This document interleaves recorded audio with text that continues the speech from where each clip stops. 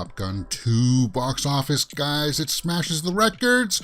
Welcome to Mirror Domains Movie News, your place for entertainment headlines. And we're going to be talking about the box office today, guys. Top Gun Maverick came out over the weekend. It's a long weekend for people in the United States. Not so much here in Canada, but we'll take a look at the opening weekend box office numbers for Top Gun. Let's just take a look at that right now. This is over on Variety. Box office for Top Gun Maverick debuts to a stratospheric 124 million. That's not 156 million. What's going on here? Well, that's because they're not counting the long weekend numbers here. So that's just like the 3-day weekend, guys. 124 million. Collecting, well, no, they changed it here. 134 million. So what we're going to have to do, guys, is we might as well just go over to the box office report over on Box Office Mojo just to get our numbers straight here. But you see that the Top Gun numbers were hoping for 180 million on the weekend, but I think it rounded out around 156. But what do you guys think? Let me know what you thought about it in the comments below, and we'll get right into the box office report for this weekend. Let's go and take a look at some of the numbers for this weekend of the well, it is a long weekend, May 27th to the 30th in the States. So we're gonna take a look at those numbers, because the normal 3-day weekend will give you just the that 124 number. So that's not going to be accurate. We'll go and take a look at that May 27th to the 30th, Memorial Day weekend.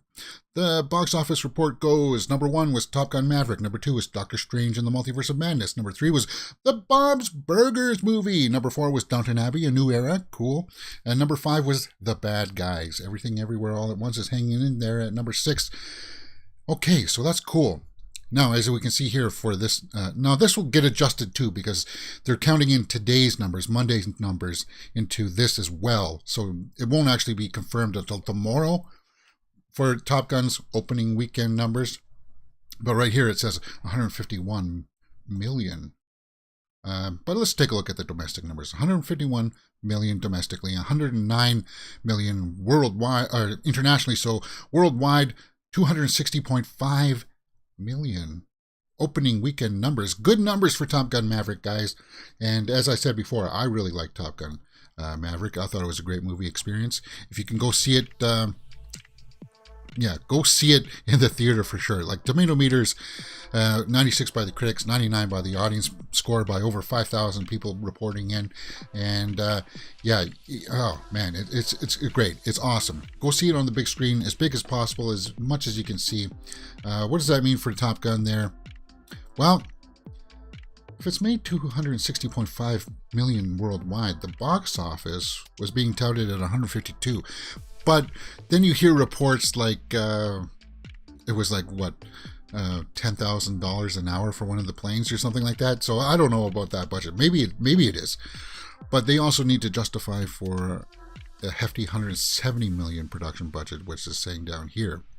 So I would probably say 170. I would even probably say 230 after marketing costs and interest costs, because it got pushed around, guys. But it's definitely, now it's going to be making profit from here on in. Nothing big opens up this next weekend. So when we look at the numbers here for the tally, nothing's going to change here. I think the only thing that comes out next weekend on Thursday is Crimes of the Future, that Cronenberg film. Yeah. I'm not seeing anything else that'll open up that weekend. For some reason, Fantastic Beasts is still playing at this theater. But yeah, it's going to be loaded with Top Gun Maverick.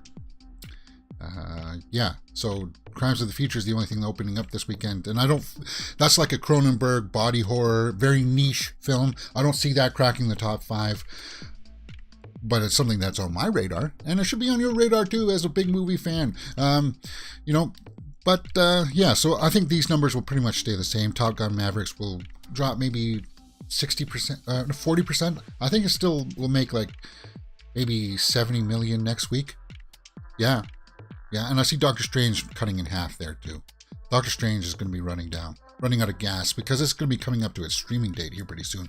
Bob's Burgers might move up to the second spot. Like Bob's Burgers and Doctor Strange may switch places next week. Downton Abbey hanging in there. And Downton Abbey is probably... Hey, you got two great movies in the theater. Downton Abbey, Top Gun Maverick. Two different types of audiences. But Downton Abbey is just as good as Top Gun. In my books, at least. 7.5 million. And that'll hang in there. That'll have some staying power. Let's take a look at Downton Abbey's numbers worldwide here. Worldwide 70.5 million. So it'll be a little bit more internationally because, but hey, you know what? That's fine. Downton Abbey, it's good. It's great. So other than that, guys, that's the weekend box office report. As I said, the Top Gun numbers will get adjusted a little bit more tomorrow as they count in the numbers for today in the States. The only other thing I think we should look at is Doctor Strange numbers. Let's see if that's inching towards the $1 billion line here. 375 domestically, 497.9 internationally. So it's almost 500 million internationally. So 873. So it is inching closer. It would still have to make another 127 million. And as I said, the numbers are going down now, so it's inching closer to the streaming's release date. So maybe $1 billion. Like it's hard to say. I don't think so. I think it's probably going to tap out maybe around 945 million worldwide. We'll have to see how that plays out. But that's a good success for Doctor Strange and the Multiverse of Madness. F3F and Frustration also opened up this weekend, and Kiara. Northman hanging in there, number 12. All right, guys, that's the weekend box office report. What do you guys think about that? Let me know in the comments below, and we will talk about it. What's up next? Elvis! Well, we had Cannes over the weekend, or last week or so, guys. It's been going on, so it's kind of wrapped up there now. And the Elvis movie with Austin Butler was set to debut. So, why is that so small, guys? Let me just take a look here. There we go. Elvis draws polarizing reviews after Cannes premiere. What? Come on, we saw both trailers for this. It looked awesome. What are you guys talking about? See what critics are saying about the biopic. Critics' opinions are all over the place. That doesn't bode well. I don't like to hear that. I mean, it just, from the trailers, it looked awesome. What's this person? Somebody from the Time. Time magazine says, at times it's barely a movie. The first hour or so is exceptionally fragmented and frenetic, as if Luhrmann were time traveling through a holographic rendering of Elvis Presley's life, dipping and darting through the significant events with little time to touch down. So they're saying that perhaps maybe some events move a little too fast. Okay. Well, it is covering a long time period from what I understand. So that's fine. You know what? It looks like it's well shot, and I'm still hyped for this. This little criticism, it doesn't bother me, and I hope it doesn't deter you. But we got to know that these kinds of things are out there, and the people at Cannes,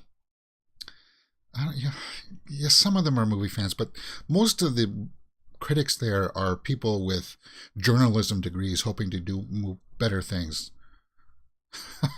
They're not really movie fans. They're journalists that have to cover the movies, so they do that. They're not movie fans first. At least that's my impression from the reporters and stuff that go to Cannes. They really need to get some people. They tapped into the TikTok crowd there. They need to tap into like the social media crowd, like the people that are fans of movies and do stuff like this. Maybe me. Maybe send me over to Cannes. Let's take a look at the tomato meter for this. Only 35 reviews, 80%. Let's take a snapshot. It's probably just more nonsense. Raw, gyrating machismo turned Elvis into a god with the power to bring teeny boppers to instantaneous, that word, with a swing of the hips. Under Luhrmann's unthrottling tutelage, that overwhelming dynamo of charisma is made merely loud. What happens when the director or of Moulin Rouge makes a film about Elvis. A lot of shake, rattle, and razzmatazz. Yeah, see, look at these people. Do you think these people are movie fans? Do you really think that they are? Oh, so no, those were good reviews. Those were the good ones. But it didn't sound very all that positive. Surface level take of The King, but a great time nonetheless. Okay, so yeah. Let's take a look at one of these bad ones. It may well be a star-making turn for Austin Butler, a bold announcement of thespian vigor and ingenuity that even devoted fans of the Carrie Diaries didn't know he had. A shame, then, that Lerman worked so hard to drown him out. A splashy biopic that has all sizzle and no fire. Oh, so there's definitely a lot more. As we can see there, okay, it's mixed. But even the good ones are just kind of like, what happens when the director of Moulin Rouge makes a film about Elvis? A lot of shake, rattle, and razzmatazz. That's not very insightful. And then, of course, you got people out there trying to hedge their bets, saying, well, he was bad all along. Look at this. Fans accuse Austin Butler of changing his voice to sound more like Elvis after filming biopic. Well, you know what? When you sing, you do change your voice, guys. There's something called head voice and there's something called chest voice. And people sing differently just to sound like a different tone. They do that. I don't care about this kind of stuff, but you can see that people are definitely trying to do that. What do you guys think about some of the Elvis early buzz out of Cannes? Does it deter you from wanting to see it? It doesn't for me, because I still want to check it out. Elvis is still on my most anticipated list of the year. It just comes out in a little while, guys, just around the corner, and I'll be checking that out for sure. Dune 2 surprises. Talking about Austin Butler, who's going to be in Dune 2. So let's take a look at this. Dune 2 will surprise even those who have read the novel, Javier Bardem says. Okay. Well, they're filming it this summer, guys. They're probably just getting underway pretty soon here. Let's take a look at this quote, because he was at Cannes. Javier Bardem was at Cannes, and he had a quote here about working with Denis Villeneuve. So, I've read the new draft, and I think they've done an amazing job putting together the pieces in a way that is going to surprise people. They won't be surprised by what happens, obviously, because they've read the book, but they'll be surprised by the way it's put together. I was very moved by it. So, yeah, we know the events that happen in the part 2 for Dune is that Paul trains the Fremen there to use the voice attacks, and they thwart the Baron's attempt to retake Arrakis there in the spice mining production. So he destroys a bunch of their operations, and it causes a strain on that production. And then the Emperor Shaddam the Fourth, I think, gets involved, who's going to be played by Christopher Walken. So it's a movie that is full, and you can feel the weight of it, and at the same time you can enjoy the spectacularity of it. The spectacularity. Ooh, I can't wait. Go back to the desert with those people. I'm so happy to go back with Denis, and who is one of the greatest directors ever. He is a lovely man. So that's a quote that you need to know, mostly from this. Quote. They'll be surprised. They won't be surprised by what happens, obviously, because they've read the book, but they'll be surprised by the way they put it together. So it's just maybe how they just organize the story and how it's going to be edited together. So, well, that's good. And as we know that, Austin Butler, who plays Elvis, is going to be in this as Fade Rotha. Christopher Walken's the Emperor, and Florence Pugh is his daughter. Yeah, Florence Pugh. Great. Now, eventually, her character in the Dune series, I think, marries Paul. So, yeah, I think that's what happens. And I don't know if it's mutual. I think he does it because of politics or something like that. I don't know. It's been so long since I read the story. So you guys, I don't even know if they'll even touch that in this iteration of Dune, because I think they'll want to showcase Zendaya and Paul Churi, right? Yeah. Yeah, that's what they'll want to do. But what do you guys think about that? Let me know in the comments below. Glass Vikings in the live chat says, nothing would deter me from watching the Elvis biopic. Austin is young. He can experiment with his image, voice, or whatever he wants in his life. Let him live it. Yeah. Yeah, exactly. And, you know, those small... We knew that Elvis was debuting at Cannes. So it would give us just like a snapshot of what people... early buzz was, but I don't care about that stuff. I'm still going to go opening night to see it, for sure. Tom Hanks in it. It's going to be fantastic. And as far as the voices, yeah, you got like your head voice. And then you got your deep voice. Head. Yeah, head voice. All right. What did we just do? Morbius. What the? Morbius 2. Is that happening? No, it's not. Morbius 2 trends online as audience is jokingly demand for a Marvel sequel. Now, I even saw this was on Twitter mostly on the weekend. It was like, Morbius 2. The studio has greenlit Morbius 2. And no, they haven't, guys. But it turned into kind of like a small meme thing over the weekend. People were calling for Morbius, saying it's Morbin time. Well, no. Because Morbius did not succeed at the box office, I think. Maybe it's just inched close to maybe breaking even, but it didn't. And I was like, okay, well, if we're going to talk about it today, let me check my sources to see if there's any substance to this. And as soon as I started looking for it, guys, no, dear God, no Morbius 2 has been greenlit. No. So all those tweets that you may have seen that said, studio has greenlit Morbius 2, they haven't. Let's just go back to the mojo here. Let's take a look at Morbius. Let's take a look at the final tallies. 73.2 domestically, 90 internationally, 163. And now I think the budget for it was like 100. So,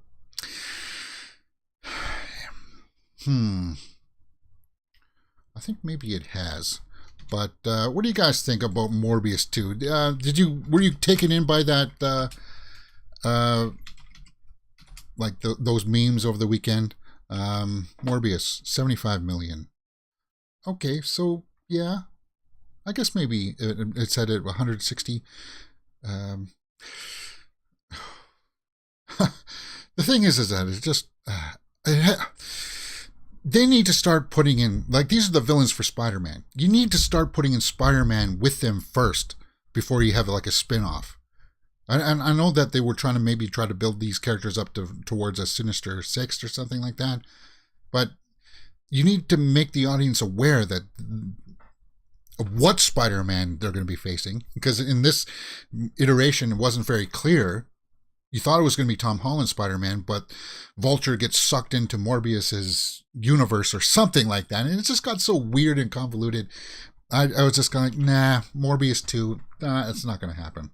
I don't see it happening. I didn't find anything of substance on the major trades saying that the studios have greenlit it, but maybe they will. It would be just weird that they would, seeing that it didn't really do all that well with the audiences. People just had some fun with it over the weekend. Morbius 2, what do you guys think? Let me know in the comments below. There are all my big social media handles, guys, so if you want to follow those, I do some TikToks and stuff like that.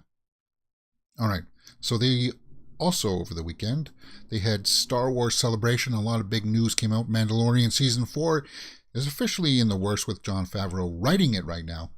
So Mandalorian Season 3 is, I think, pretty much done. Well, it's still working on it right now, but it's slated for next year, Mandalorian Season 3, early next year.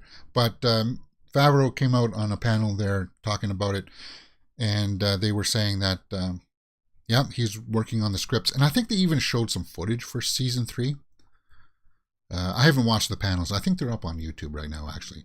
It's just mostly them talking. So...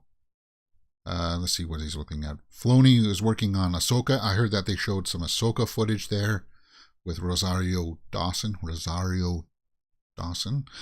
He lets his partner work and inform the writing that I'm doing for The Mandalorian Season 4. See Favreau's full quote, okay? With television, we're very lucky that we don't have to rush things through an hour and a half, 2 hours. We get to tell stories slowly. So now Dave Filoni's doing Ahsoka. It's very much informing the writing that I'm doing for The Mandalorian Season 4. So he's going to try to tie Ahsoka into some events with Mandalorian. Well, they've had a real bit of a interaction here and there and stuff. I can see that. It becomes, how should I put it, more precise. And this is something that I heard too, is that in Season 3, Katie Sackhoff, Bo-Katan is going to be a bigger role, and that's good. She's my favorite part. She was my favorite part of Season 2 when she came in. Ooh. So happy. Like you remember we were doing Obi-Wan, and like I was so happy that Joel Edgerton got to come back and play Owen Lars again. Because she played her in the cartoons, she voiced her. And to see Katie Sackhoff play her for real life was just so well cool. I was just like, yeah, I want to see that. But that's pretty much all you need to know from that. Season 4 is in the works. So I think they originally announced that Mandalorian was going to be 5 seasons, I think. But who knows? Maybe they'll extend it if people keep on liking it. And if there's anything more juicy that comes out from that Star Wars Celebration stuff, it'll come out slowly during the week, and if we get some footage or some stuff like that, we'll definitely revisit it. As I said, they're working on that Ahsoka series that we saw. They showed footage there, but we didn't see it.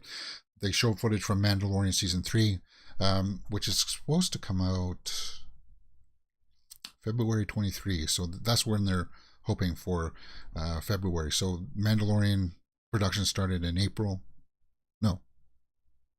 March 2022. Okay, so they've already filmed it. So it wrapped in March. Okay, so Mandalorian Season 3 wrapped in March. And I heard Bryce Dallas Howard did an episode. I heard Carl Weathers did an episode. So it's good. We're in good hands with The Mandalorian. And I can't wait to see what happens next with Grogu.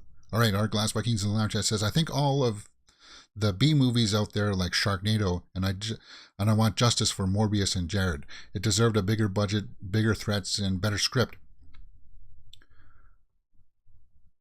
But it had good ideas. It had some good ideas. It was lacking something, and I'm on the record of saying I think it was lacking that Spider-Man connection, right? They didn't even have to have Spider-Man in it. We saw that they put like Easter eggs in like the trailers and such, but they cut it from the film. And that didn't make sense to me. All right. Also over the weekend, guys, Stranger Things Season 4 came out, and everybody's coming out with their little articles here saying how Freddy Krueger, Pinhead, and Pennywise inspired Vecna. And people are going to be mining this now for the next couple of weeks. And if you didn't know, we did a full live watch-along for the series. It was an intense couple of days. My back started to get sore sitting in the chair for like streaming for like 5 hours on, what was it, Saturday we did that. Friday was a long day too because we did 2 episodes of Obi-Wan in the first 3 episodes of Stranger Things. But I'm proud of it. I'm proud of that series, and I'm proud of that playlist that you guys can follow for that. So definitely, and people out there are liking it. My YouTube analytics are saying that people are liking it.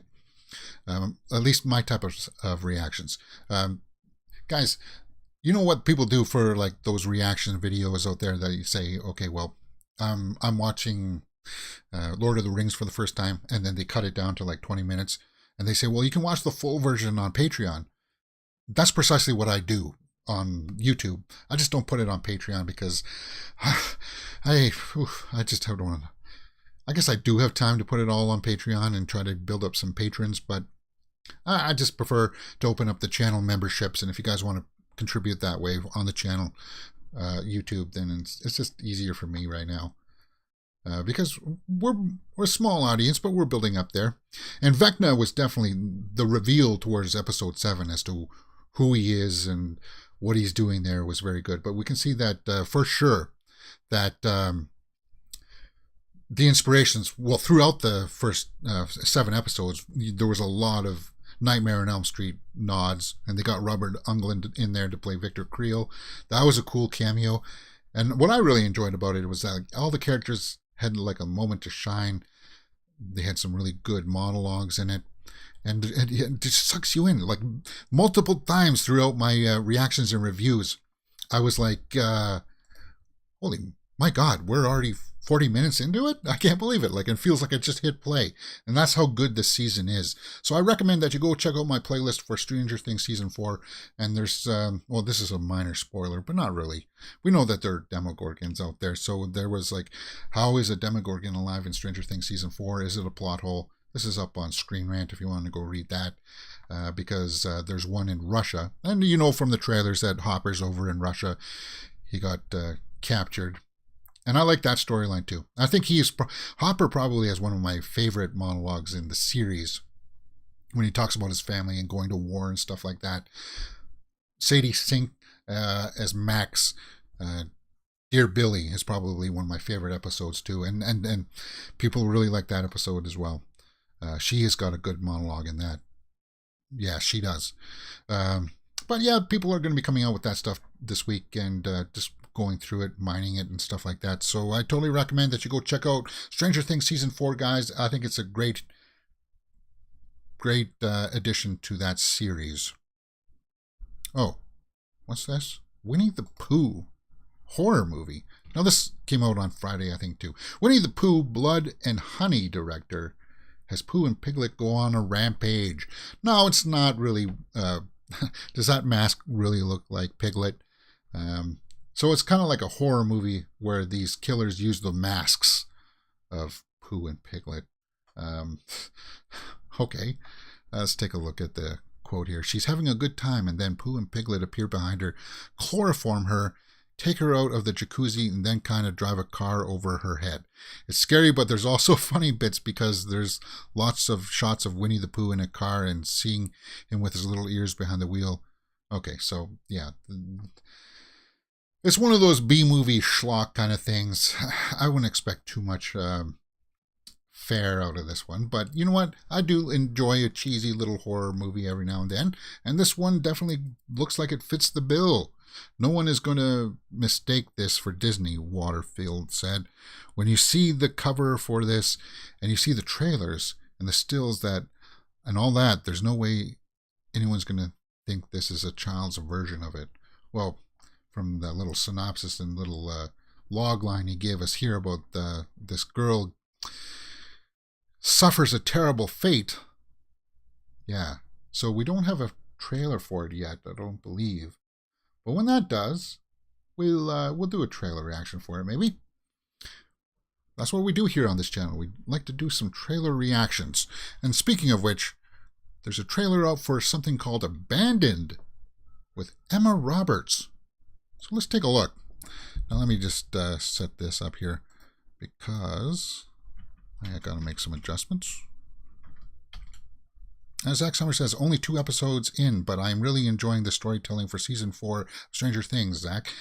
You're going to, yeah, it's great. They're long episodes, I'll tell you that. They're like, all of them I think are over an hour, and episode 7 is like an hour and a half. And the final 2 episodes that come out in July, the finale's like an hour and a half, I think an hour and a half, hour, 40 minutes or something like that. It's really long. But let's take a look for this trailer called Abandoned. Emma Roberts horror movie. The city wasn't good for us. We had been dreaming about a place like this for a while now. This would be the baby's room. The house, it's been listed for a while. Why hasn't anyone bought it? There was an incident. I think Emma Roberts we don't want to know. just had a baby in real life too. There was a suicide. Double homicide. Oh. I suppose you're out. No. You know I don't mind a little haunting. Oh, that's interesting. I don't mind a little haunting. Would you buy a house that had something nefarious happen in it? Yeah? It's kind of creepy, I would say. I thought they just had a daughter. There were 2. I'm sorry, I didn't mean to scare you. Ooh, it's Michael Shannon. Folks aren't from around here. Can't go wrong with Michael Shannon. Probably the closest thing you have to a neighbor. But he just let himself inside the house? I don't know how things just keep disappearing. You stopped seeking care when you moved. The move was supposed to fix things. She looks like she's doing a good job. Ooh. Somebody in the walls? Ooh, is this like people under the stairs? So no one would find out what he was up to. You okay? You look like her. Ooh, What happened to the boy? He wasn't killed. He lives in the house they're next never door. alone. So it's like a little bit of people under the stairs, a little bit of The Boy, if you ever saw that. Brahms, I feel like I'm The alone Boy here. too.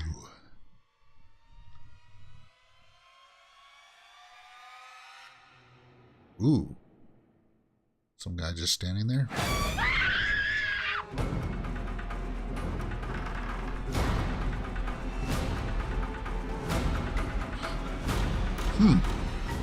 The wardrobe, there's a reason it is where it is.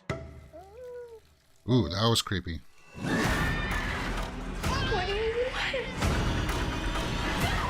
Ooh, was that a ghost? So that was a ghost then. Ooh, abandoned.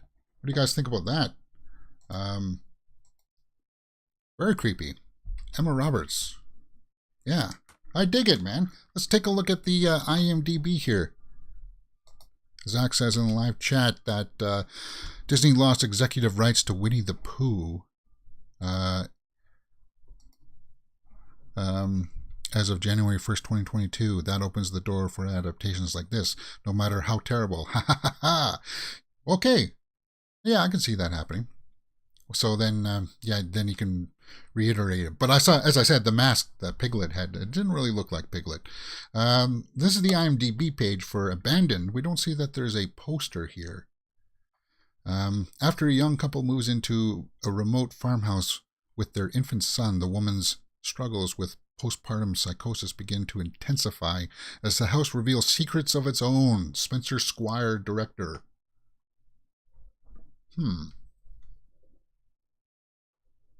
Paxton Pope is Feral Boy. So this is exactly like The Boy. If you saw that movie. The Boy. Yeah. Like people under the stairs. There's people in the walls, basically, is what that...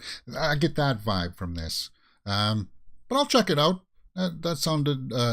seemed like it was pretty interesting. What do you guys think? Let me know in the comments below. We'll talk about it.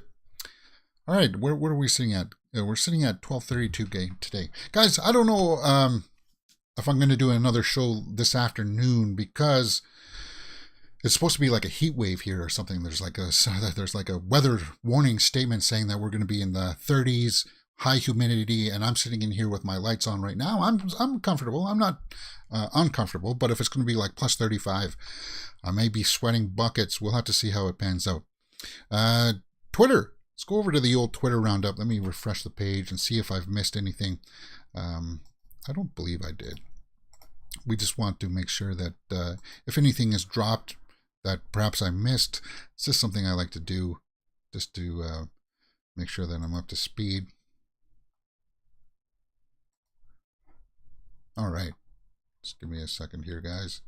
Take a look at some other things.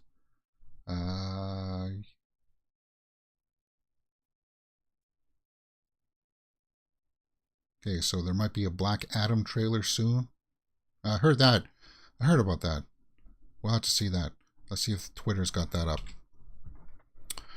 I want to see the movie Everything Everywhere All at Once. So do I. I need to see it. It's still on my radar.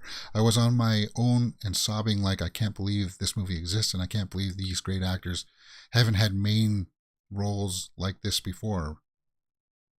Well, she has. She was in James Bond movies. She was in Crazy Rich Asians. What else? Michelle Yeoh, right? She was also in a lot of big movies. What are you talking about? Bradley Cooper as Leonard Bernstein on set of Maestro. Is that Bradley Cooper? Huh. Wow. That old age makeup. They're really getting good at that stuff. That's Bradley Cooper. I can sort of see him there, the profile. But that old age makeup, that's good. That's really good. Bradley Cooper and Carey Mulligan on the set of Cooper's Maestro. an upcoming biopic based on the life of Leonard Bernstein. Carey Mulligan's great. She's good. But yeah, that's impressive. Barbie stars Margot Robbie, Emmy Mackey, and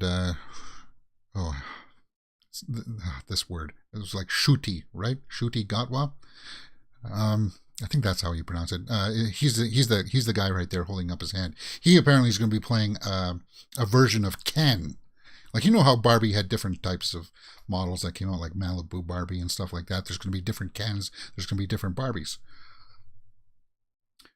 Top Gun Maverick soars to 156 million. Yeah, see there, that says 156.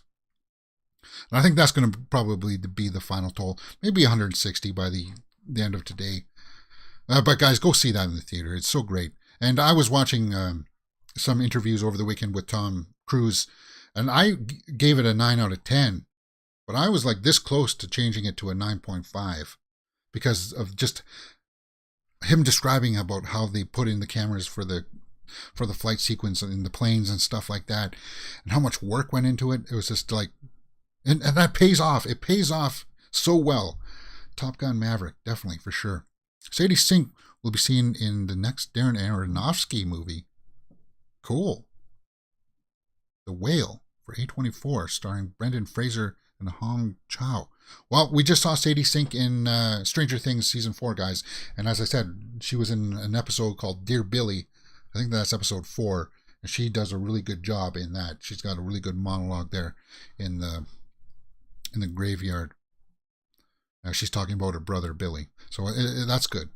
Production has wrapped on Ridley Scott's Napoleon. Cool. Well, we knew that Napoleon was going to be there with Joaquin Phoenix. We've seen shots like this before. So that's wrapped. Good. I'm curious about that project.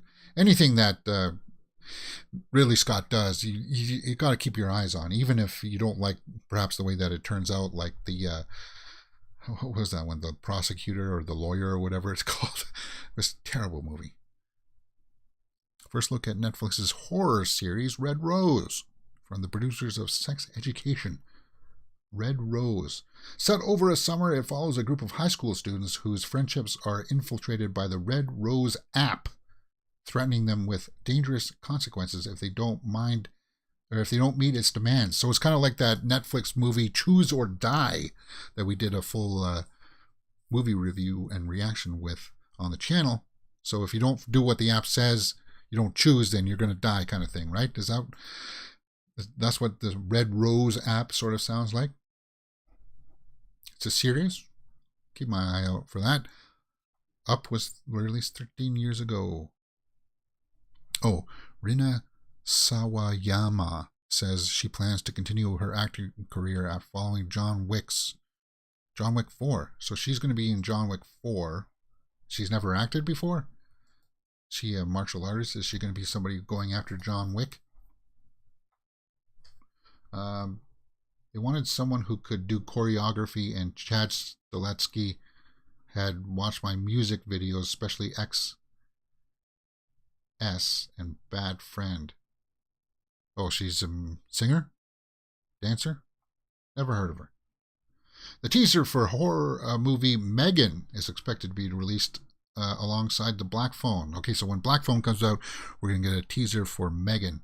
It's like a psychotic robot. Chucky style, right? But it's like an android. Yeah, weird. From James Wan. That's James Wan. I think he's just producing it. Maybe. Austin Butler performing Suspicious Minds. Cool. Yeah, and don't worry about that stuff, as I said. All those critics, it's not going to deter me. I'm going to check it out for sure. Jesus. God. These guys must, like, that's like, what, 6-7% body fat to get, like, what was that? That was like a beach football scene that they were in. There's Miles Teller Glenn Powell, he was Hangman, and Jay Ellis.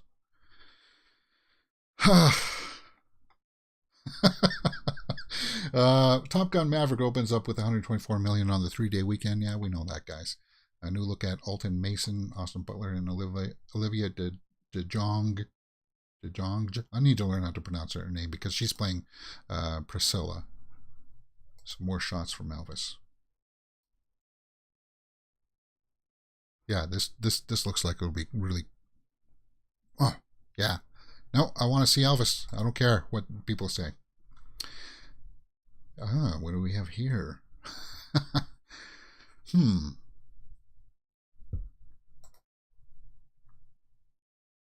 Stranger Things. Joseph Quinn. Oh, so this is Eddie. This is Eddie. Eddie was it was an interesting addition to the cast.